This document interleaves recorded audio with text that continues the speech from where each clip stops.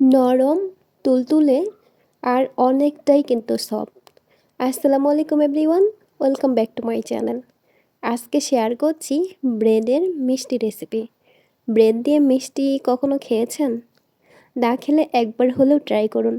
এটা দেখতে যেমন লোভনীয়, খেতেও কিন্তু ভীষণ মজার। তো এই মিষ্টিটা তৈরি করার জন্য আমি এখানে নিয়েছি আধা লিটার পরিমাণে লিকুইড দুধ। এখন এর মধ্যে দিয়ে দিচ্ছি আধা কাপ পরিমাণে গুঁড়া দুধ। এখন এই গুঁড়া দুধটার সাথে দুধটাকে খুব ভালোভাবে মিশিয়ে নিচ্ছে।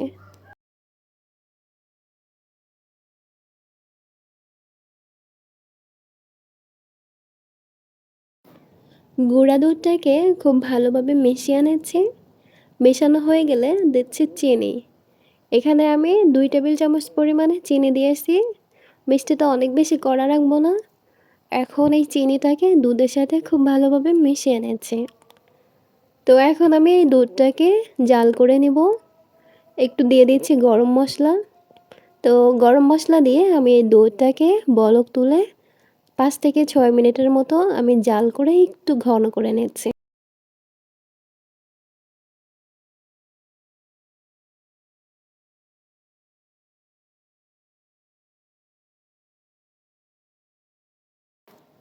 দুধটাকে 5 থেকে 6 মিনিট জাল করার পরে অনেকটাই ঘন হয়ে এসেছে।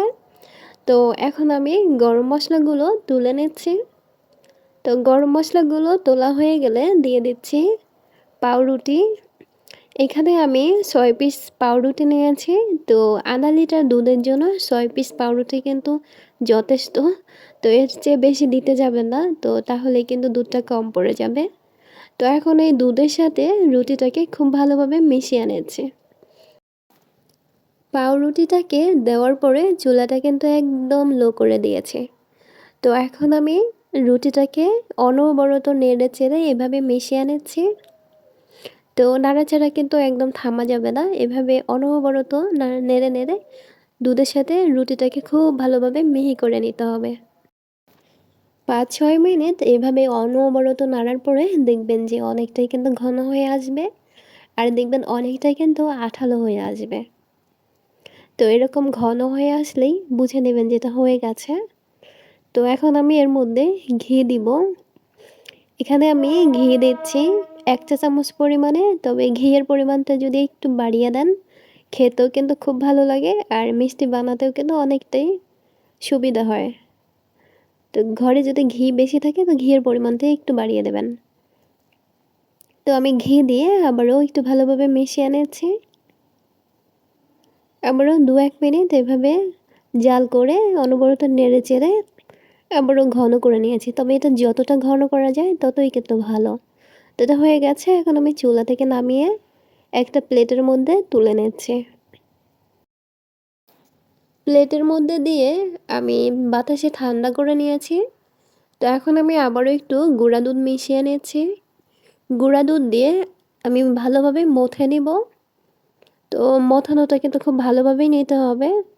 তো 2-1 মিনিট ভালোভাবে মথার পরে দেখবেন যে অনেকটাই কিন্তু সফট হয়ে আসবে।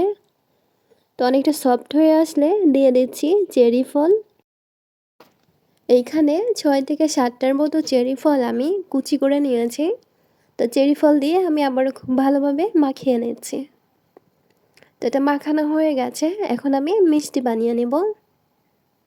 তো এখন মিষ্টি শেপ দিয়ে নিচ্ছি। তবে যে যেভাবে বানাতে চান সেভাবে বানিয়ে নেবেন। তো আমি এভাবে লম্বা লম্বা করে বানিয়ে নিচ্ছি। এক হাতের তালুর সাহায্যে আমি মিষ্টিগুলোকে বানিয়ে নিচ্ছি। তো এভাবে লম্বা লম্বা করলেই আমার কাছে বেশ ভালো লাগে। তো তাই আমি লম্বা লম্বা করে বানিয়ে নিচ্ছি। তো এভাবেই আমি একে একে সবগুলো মিষ্টি বানিয়ে নিব।